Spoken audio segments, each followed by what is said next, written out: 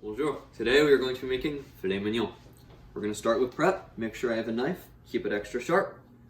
Cutting board. Wet paper towel. Cutting board's going to slide. We put under the wet paper towel.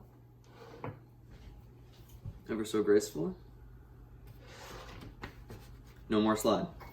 We start with shallots, the close relative of the garlic clove and the onion. We are going to do several cuts towards the center of it. We want to make sure that the butt of the shallot is not cut. We are cutting from the other end. Make sure to hold the knife with a pinch grip. Then you're going to make a couple cuts across the top. And so then, once we cut, perfect diced shallots. Now that we have those shallots prepped, we're going to start gathering some other ingredients for our red wine sauce. Here we have a Cabernet Sauvignon from France. We have a decanter in here to add some oxygen. We are going to be using some portobello mushrooms in our sauce. And we're also going to be adding a little bit of garlic, a little bit of rosemary, a little bit of parsley, and the fan sauce. Okay. So we're gonna go ahead and we're gonna preheat our oven to 425. We're gonna do a sear and then we're gonna cook to temp in the oven. We're gonna be using a cast iron skillet so that we can transfer it directly from stovetop to the oven. Now to prep, we're gonna start off with our fillets. We're gonna hit them with a little pepper. Make sure you get each side. And then what you can do is you can take the sides and you can, soak up all the used pepper. And now we're gonna hit them with some coarse salt. Coarse salt is good because what it does is it draws out all the moisture from the steak, which allows for a much better golden crust.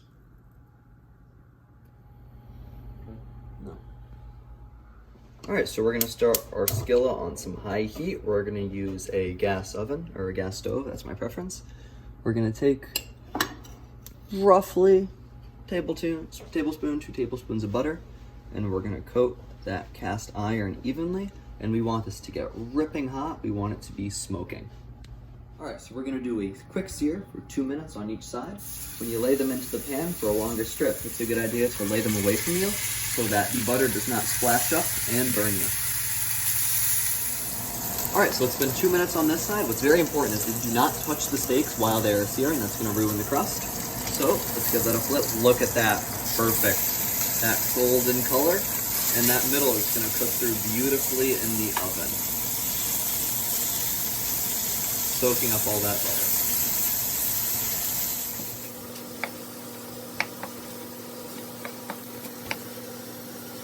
Okay, so it looks like our steaks are just about done searing, and they will go back on the stovetop in a little bit.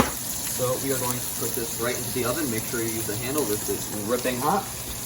And that's going to go into an oven at 425, depending on what temperature you want it at. So we are going to have 3 steaks, medium rare, which is going to be about 4 minutes. Then we're going to have 1 well, which is going to be about 9 minutes.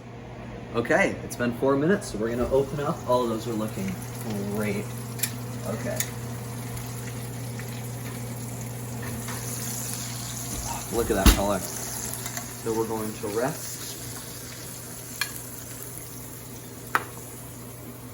Ooh, that is ripping hot.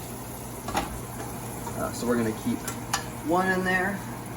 Our enjoyer of the well done steak doesn't enjoy steak as much as the others, so we're going to keep that fillet in them for there. And we're going to throw that back in the oven for another 5 minutes. All right, so we took those steaks out of the oven. We actually plopped those other ones back and put them in for a few more minutes just to get them up to temp. Now we're going to remove them all, and we have those beautiful meat juices sitting inside of that pan that we're going to use to build our sauce.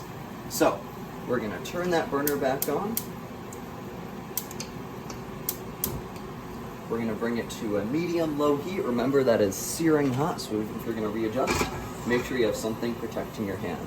Okay, we're gonna add a little bit more butter, and classic French cooking, you can never have too much butter. And we are going to start adding in our shallots. I also chiffonaded some parsley, so we're gonna add that in there. And we're also going to add in our mushrooms, and we're gonna let those caramelize for a little bit. Still stir that around. We're gonna add in a few dashes of Worcestershire sauce.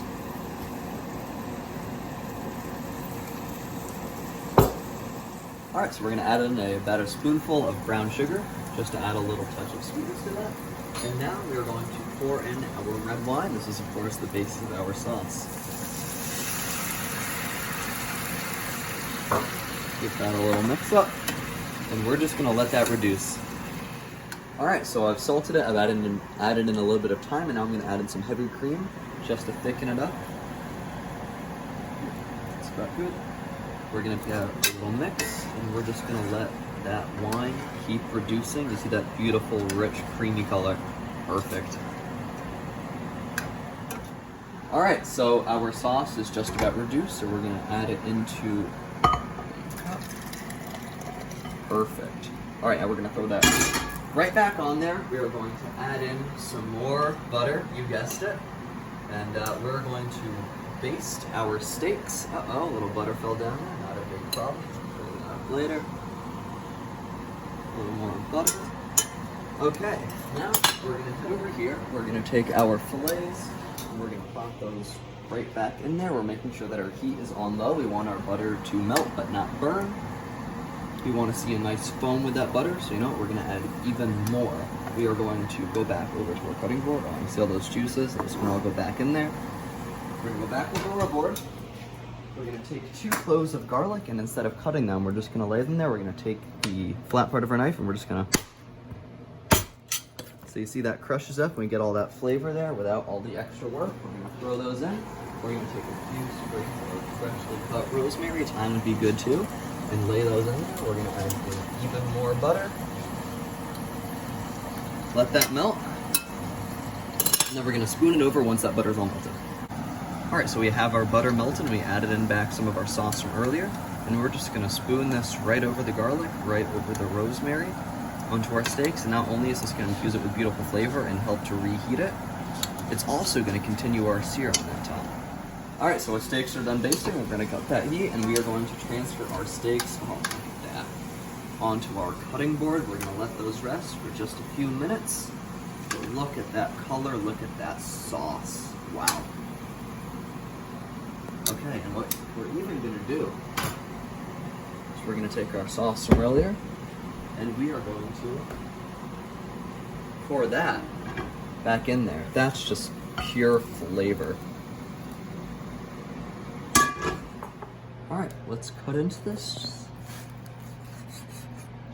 Look at that, beautifully done.